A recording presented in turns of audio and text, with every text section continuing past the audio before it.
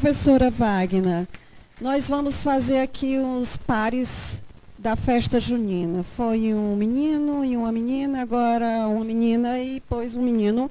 Professor Denis, a quem eu passo a palavra, por favor. Obrigado. Cumprimento a todos, em nome da professora Eliana Leite, professora do município há quase 40 anos em sala de aula. E cumprimento a mesa em nome do professor Bento Leite, meu orientador no pós-doc lá na educação. Foi muito bom, né, tê-lo como orientador e portas abertas, né, naquela final de pandemia. Obrigado, professor. E nós vamos tratar, pensei muito no tema da mesa, inclusão e responsabilidade social, né? Na verdade, eu não trouxe aqui o trabalho do professor Denis Salles, né? Hoje eu estou querendo me intitular doutor Denis Leite, né? Por causa da nutrição. Na terceira fase de vida, eu escolhi outra profissão, tá? Mas não deixei de atuar na educação, né? Com meus orientandos. Mas a sala de aula, gente, eu estou aposentado. Foram 35 anos também. Instituto Federal, escola pública e fechou, não é? Fechou o ciclo. Por favor, Bruno, Gil, beleza? Pode começar. Eu gostaria de trazer um tema muito especial, né? Eu tenho aqui o professor que foi a minha ponta de formação, né? E eu lembro da minha professora inicial de formação na década de 60, eu com 8 anos de idade, porque eu sou de dezembro, a gente só entrava se tivesse 7. Então eu entrei na escola no primeiro ano com 8. Só que eu tive a dona Nenzinha. E a dona Nenzinha me tirou no segundo ano para o terceiro. Foi difícil, mas eu precisava de desafios maiores. A dona Nenzinha reconheceu isso na década de 60. Que o menino Denis, lá da Aerolândia, do Grupo Escolar Estado do Pará, tinha alguma habilidade diferente. E me jogou para a terceiro ano do ensino fundamental. Eu pensei que tivesse sido o meu maior desafio, mas a vida me trouxe muitos outros desafios, tanto que nos últimos anos eu ainda consegui mais proezas. Eu sou um neurodivergente. O professor Igor Paim me classifica como de altas habilidades. A minha mulher talvez diga que eu sou uma PRA de 6 meses. Um TDAH, não é? Eu estou transitando entre os dois, eu acho, tá? Mas eu tenho certeza dessas diferenças, até mesmo pelo meu histórico de vida, hoje com 64 anos. Olha aí, entreguei a idade já, hein? Vou nem dizer da minha mulher. Mas eu não vim aqui apresentar o meu trabalho. Eu vim aqui apresentar o trabalho de um aluno muito especial que está aqui presente. Eu vou já falar dele depois desse videozinho aí que vai aparecer. Por favor, meu querido, passa aí. Me chamo Júlia e tenho TDAH. Às vezes é tão difícil ficar quieta. Parece que tem um motor ligado dentro de mim o tempo todo. Falo sem pensar, e isso faz as pessoas ficarem chateadas comigo. Queria muito conseguir prestar mais atenção, entender melhor as coisas.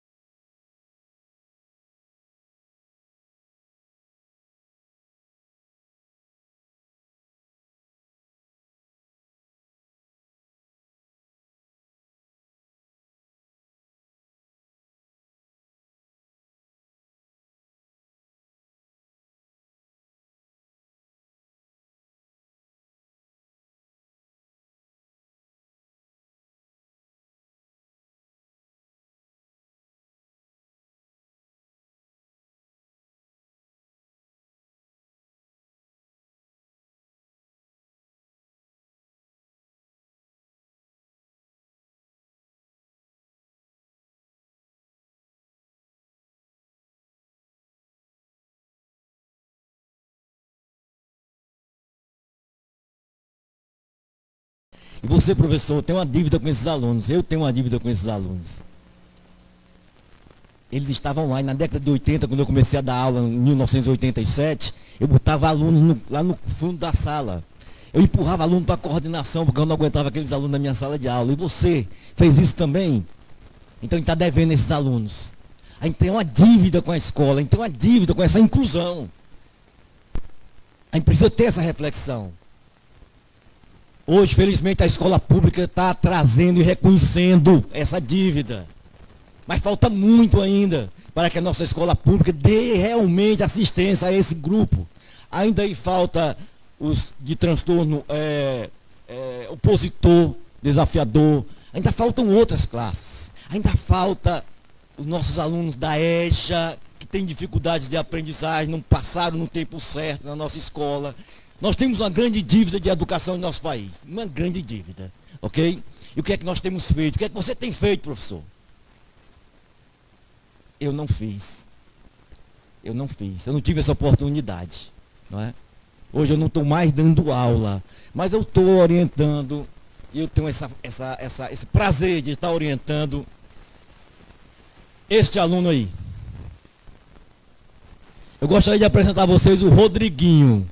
Rodrigo, se você quiser ficar de pé. Rodrigo é um aluno autista que está fazendo o seu doutorado. É nosso funcionário também do IFCE. Ok?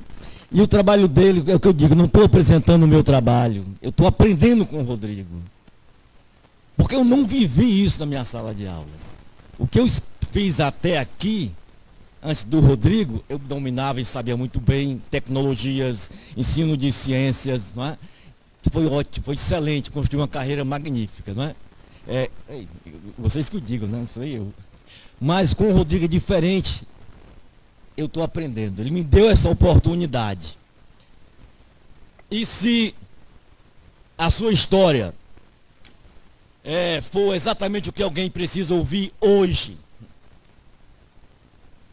será que nós temos aqui pessoas que têm várias histórias a contar? A professora Eliana tem 10 alunos autistas numa sala de aula. Já pensaram a dificuldade da professora Eliana? E a sua? Qual é a sua história? Nós vamos, então, depois dessa breve introdução, falar de mediação e avaliação, que é o trabalho que o nosso Rodriguinho, Rodrigo, hoje traz à tona. O cérebro não é um vaso a ser preenchido, todos nós sabemos daquela história do Paulo Freire, que não é a educação bancária, não é.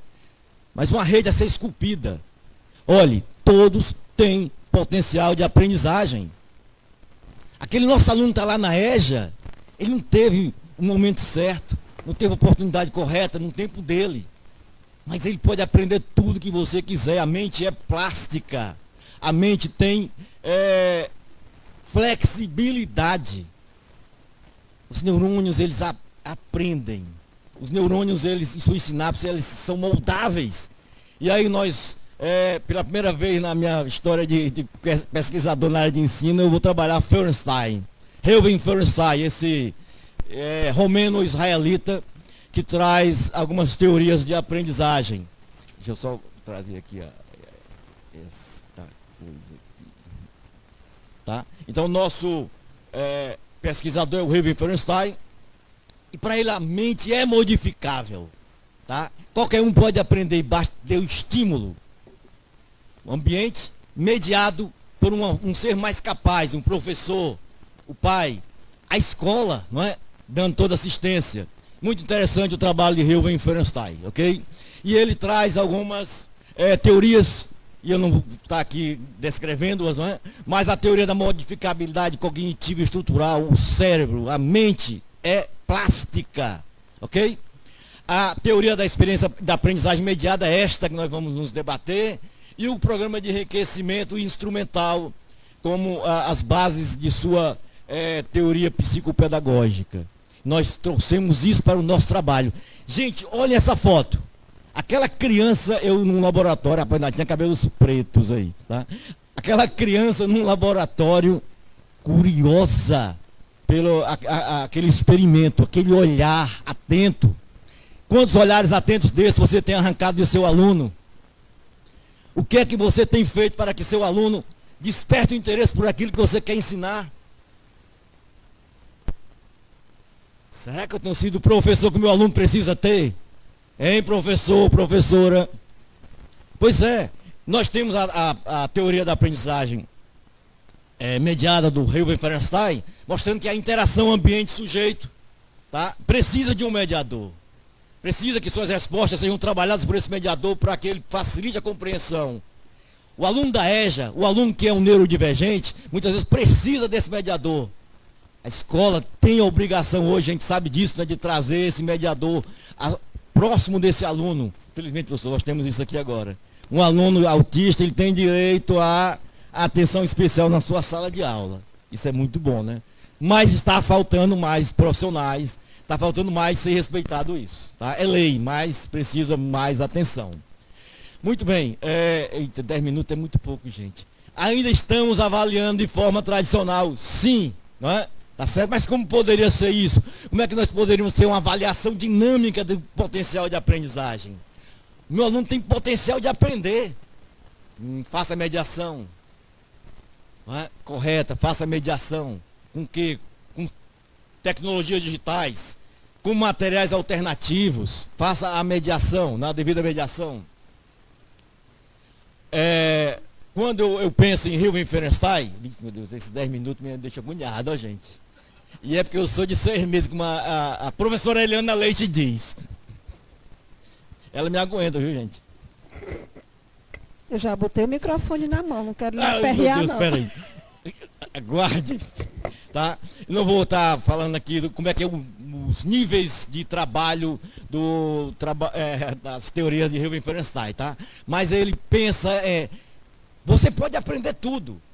Vamos instigar, vamos incitar em você desenvolvimento de algumas habilidades, como organização de pontos, espacial, comparações, percepção.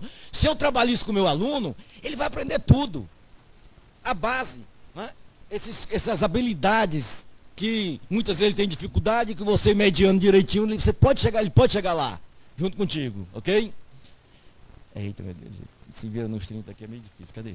Agora não passou, passou. Muito bem, e como nós tornamos a avaliação dinâmica e que acolhe cada aluno em sua forma de aprender. Rodrigo tem elaborado muitos materiais que englobam aquelas habilidades dos níveis de Hilbert Ferenstein, tá? Materiais concretos. Ele também trabalha materiais digitais, tá? Mas hoje eu vou focar nesse aqui, tá bom? E indo para uma escola pública, ok? Quando eu penso em desenvolver as habilidades, e cada um daqueles alunos neurodivergentes, eles precisam muitas vezes, habilidades e desafios, são vendo esse gráfico? Se o aluno é de altas habilidades, como aquele menino da Aerolândia, tá? E tu dá tarefas simples para ele, ele vai entrar em apatia, ok? Ele poderá ficar, se o desafio for grande demais também, e ele tem altas habilidades, desafios grandes e altas habilidades, ele vai estar em estado de flow, né? Ele vai florescer aprendizagens, ok? Bom, não vou explicar bem aqui o estado de flow, isso aqui é muito usado na gamificação, não é? É de Mihaly Csikszentmihalyi, alguma coisa, um nome gigante desse tamanho, tá? O estado de flow de Mihaly, ok? Mas depois vocês podem ver isso aí, tá? E essa apresentação vai estar disponível. Muito bem. E aí o Rodrigo e a equipe foram para a escola pública, tá? Buscar, investigar como é que ele poderia auxiliar alunos a aprender, ok? E nessa escola pública, aí com o ensino fundamental do 4º ano, ensino fundamental do 5º ano, fizeram um planejamento interessante que culminou neste aqui, usando a 5W2H do meio corporativo, né? Muito usado na gestão, na tecnologia de gestão. E fugiram daquele planozinho de aula bem pedagógico, amarradinho, em quadradinhos, né? Naqueles espaços. e fizeram esse esquema de planejamento, que é a primeira coisa para que você tenha um sucesso maior com seus objetivos a serem alcançados numa sala de aula. Tá? Então, muito interessante, o que se pretende, quais conceitos relacionados. Então, o planejamento já começa a ser diferenciado. Tá, Rodrigo? Parabéns, esse artigo foi publicado. Depois, eles desenvolveram elementos, aparatos para levar para a sala de aula, não é? Ok? Esses aparatos foi para ensinar ciências. E nós vamos agora entrar numa turma de EJA para validar. Aquele experimento anterior foi com alunos autistas. E agora nós vamos entrar em agosto numa sala de EJA, Escola Pública Municipal, no bairro do Montese, e vamos aplicar materiais concretos também com esses alunos. Um minuto, tá? Isso aqui foi validando um dos experimentos com especialistas, alunos da física, ok? O nosso propósito é levar ciências para a EJA nível fundamental, que essa escola pública é uma escola fundamental, ok? E é isso. Nós temos criado elementos visuais, não trouxemos os elementos visuais também, né? Mas eles estão sendo bem, eu diria, aplicados e estamos aprendendo ainda, né, gente? Agora com a turma da EJA em agosto, nós vamos aprender mais ainda, ok? Bom, e com relação à avaliação, o professor Bento foi meu orientador no pós-doc e o instrumento de avaliação tinha uma métrica pedagógica qualitativa de avaliação, o meu fator beta, não é? O Learning Vectors, não é? E agora o Rodrigo está desenvolvendo os Game Vectors. Tá? E, então entra aí tecnologia na área de avaliação. Muito interessante também, não vai ter tempo para falar disso aqui agora. É isso, não é? Mais coisas, ele tem usado inteligência artificial também, tá? Com esses alunos. E aí encaminhamos para o encerramento, que não tem mais tempo, não é? Aqueles materiais concretos que ele tem trabalhado, ok? São materiais aqui, ó, simples, mas interessantes para desenvolver aquelas habilidades de Reuben-Feinstein, tá certo? Aqueles níveis. Muito obrigado. Que missão difícil, Denis, até porque você nos traz uma apresentação. Ninguém percebeu que você é acelerado, você que está dizendo. Mas você nos traz vários elementos, no bom cearense, cada pelo dá um gato.